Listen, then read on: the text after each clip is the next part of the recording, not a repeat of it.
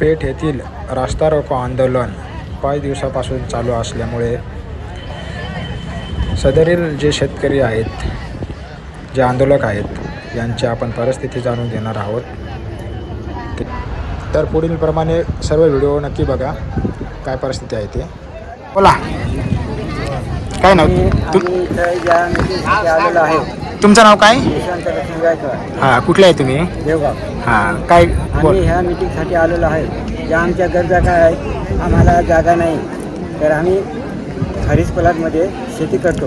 त्याची आम्हाला अंमलबजावणी झाली पाहिजे, ती आमच्या नावावर झाली पाहिजे. 7/12 आमच्या नावावर निघला पाहिजे. काही योजना ज्या येतील त्या आम्हाला भेटल्या पाहिजे. काही लोक शेतकरी मोठमोठे आहेत, त्यांना लागेल तेवढी योजना भेटते आणि जे नुकसान भरपाई ते पण भेटते. आमच्या सारख्याला काही भेटत नाही. त्याच्यासाठी आम्ही आमच्या पोटासाठी आम्ही इथपर्यंत येतो, आमचे पोरं जगवण्यासाठी. किती दिवस झाले तुम्हाला? काही आम्हाला 5 दिवस झाले. 5 दिवस झाले. मग जेवणाचं कसं करता तुम्ही?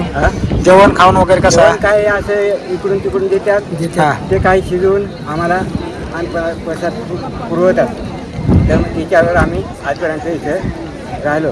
आता इथून जरी समजायचा आमचा पुढं मोर्चा निघाला तर मग आम्ही आमचा स्वतःचा शिदा घेऊन आणि तिथपर्यंत आम्हाला पोहोचायचं आहे. आमच्या मागण्या पुऱ्या झाल्याशिवाय आम्ही माघारी घेऊ शकत नाही.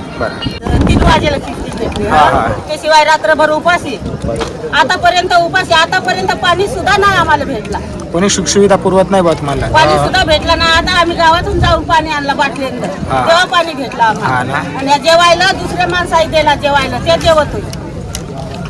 काय सांगायचं एवढी परिस्थिती आहे. आणि अजून चला नाशिकला चला, चला मुंबईला चला. आम्ही काय तेच करत बसायचं काय सारे. आम्हाला आज 5 दिवस झाले येऊन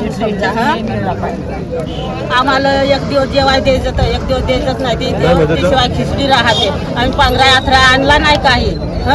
पांघरा यात्रा आणला नाही तर त्याशिवाय आमची किती अवस्था आहे. आता तुमचा वय किती असेल? वय काय आता ते आजीचा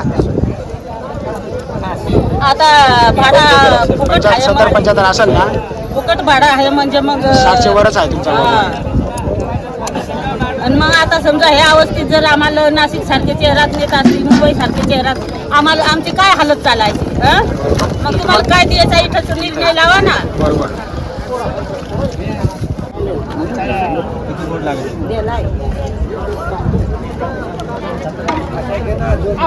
दुसरी माणसं पाठवा हो.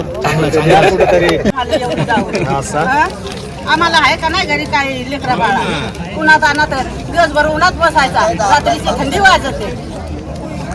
आज उद्या तुमचा ह्याच चाललाय रोजचे रोज.